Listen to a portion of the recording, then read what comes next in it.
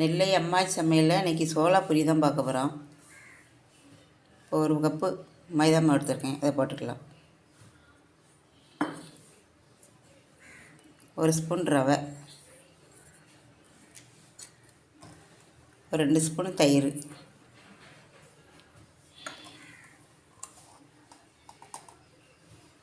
கொஞ்சம் baking soda,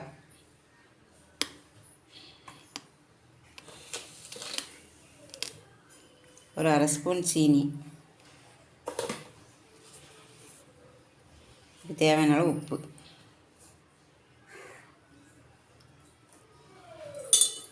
இப்போ போட்டு நல்லா கலந்து விட்டுக்கலாம்.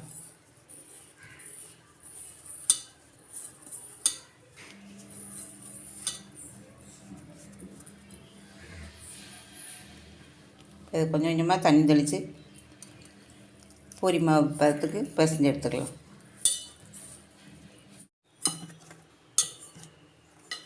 இந்த மாதிரி பிசைஞ்சு எடுத்துக்கிடணும்.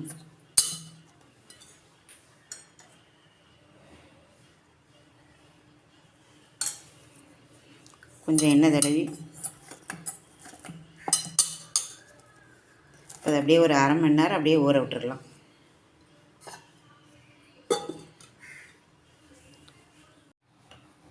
இப்போ பூரிக்கு ஒரு சென்னா மசாலா மாதிரி பார்த்துடலாம். இதுக்கு ஒரு பட்டை, ஒரு 3 கிராம்பு, ஒரு அன்னாசி பூ, கொஞ்சம் சீரகம், கல்பாசி அதெல்லாம் போட்டுக்கலாம். ஒரு பிரிஞ்சி இலை ஒன்று,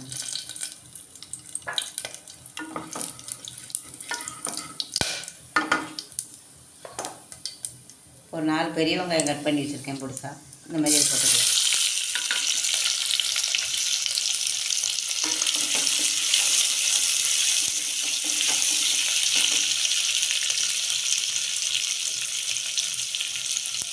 கொஞ்சமாக உப்பு போட்டுக்கலாம். வெங்காயம் நல்லா வதங்கும்.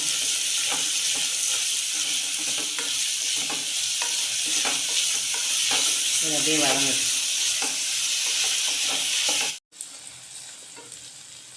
இப்போ வெங்காயம் வதங்கிடுது. ஒரு ஸ்பூன் இஞ்சி பூண்டு பேஸ்ட் போட்டுக்கலாம். அது பச்சை வாடை போகாத அளவுக்கு வதக்கிக்கிடணும்.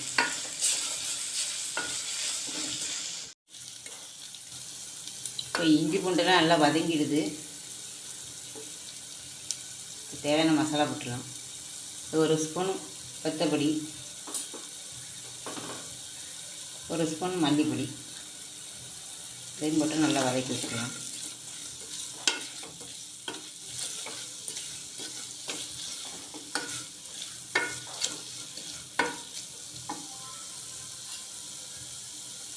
ஒரு 3 தக்காளி கட் பண்ணி வச்சுருக்கேன் பொடிசா, இதையும் போட்டுக்கலாம். இதையும் போட்டு நல்லா வதக்கி நல்லா கிளறி விட்டு நல்லா கொஞ்சம் வெந்து வரணும்.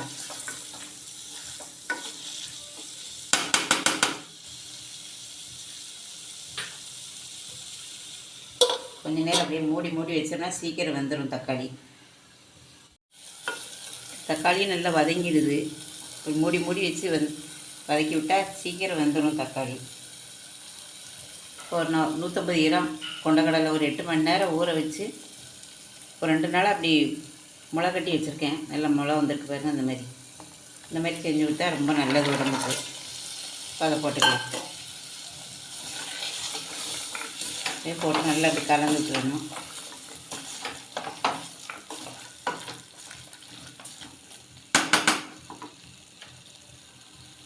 தேவையான அளவு தண்ணி விட்டுக்கலாம்.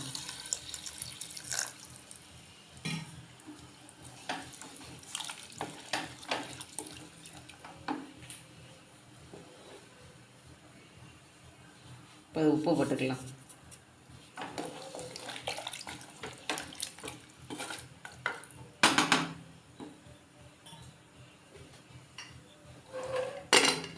இப்போ மூடி வச்சு ஒரு 6 விசில் வரைக்கும் விட்டு எடுத்துக்கலாம். ஒரு 6 விசில் வந்துடுது. இப்போ இதை எடுத்துடலாம். அதை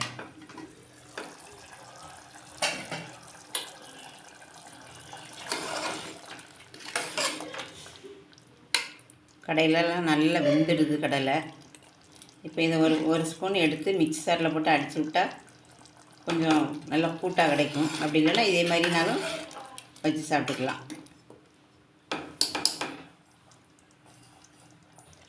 கொஞ்சமாக மல்லியில் தூவி இறக்கிடலாம்.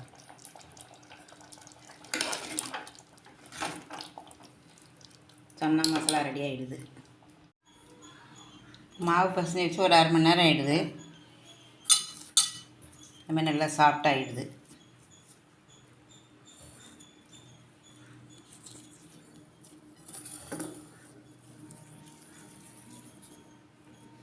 அப்படியே இப்படி அழுத்தி வச்சு இப்படி தேய்ச்சி எடுத்துக்கலாம். அந்த மாதிரி இப்போ இந்த மாதிரி இந்த அளவில் தேய்ச்சி எடுத்துக்கிடணும். இப்போ இது எண்ணெயை காய வச்சுருக்கேன். இதை போட்டு பொரித்து எடுத்துக்கலாம்.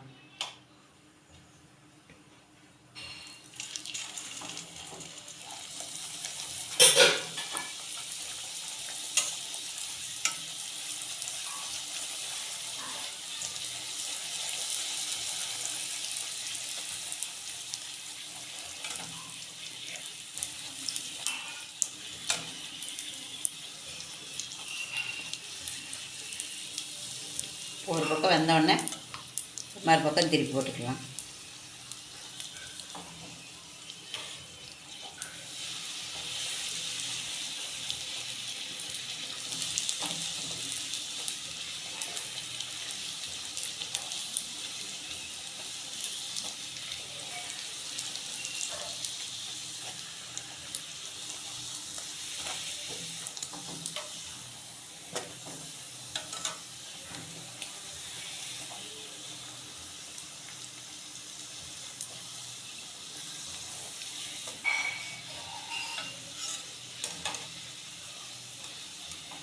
இப்போ வெந்துடுது. இது போய் எடுத்துடலாம். இந்த மாதிரி நல்லா நல்லா சாப்பிட்டா நல்லா பொங்கி வந்துருக்கு பாருங்க. இன்னொன்று அதேமாதிரி போட்டு பொரித்து எடுத்துக்கலாம்.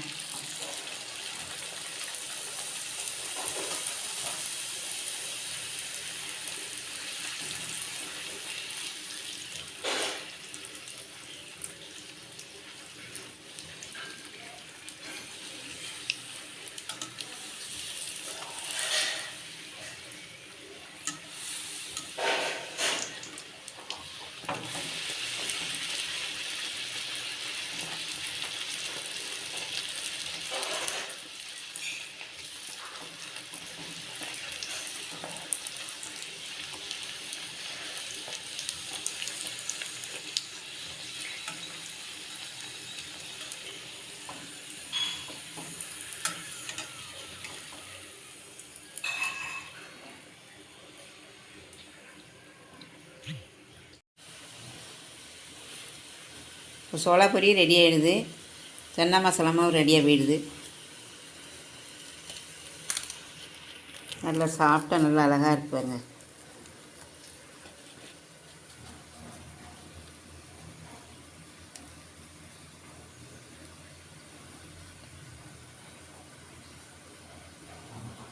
இந்த மாதிரி நீங்களும் வீட்டில் செஞ்சு பாருங்கள். இந்த வீடியோ பிடிச்சிருந்தா லைக் பண்ணுங்கள், கமெண்ட் பண்ணுங்கள், சப்ஸ்கிரைப் பண்ணுங்கள். அடுத்த வீடியோ பார்க்கலாம். தேங்க்ஸ்.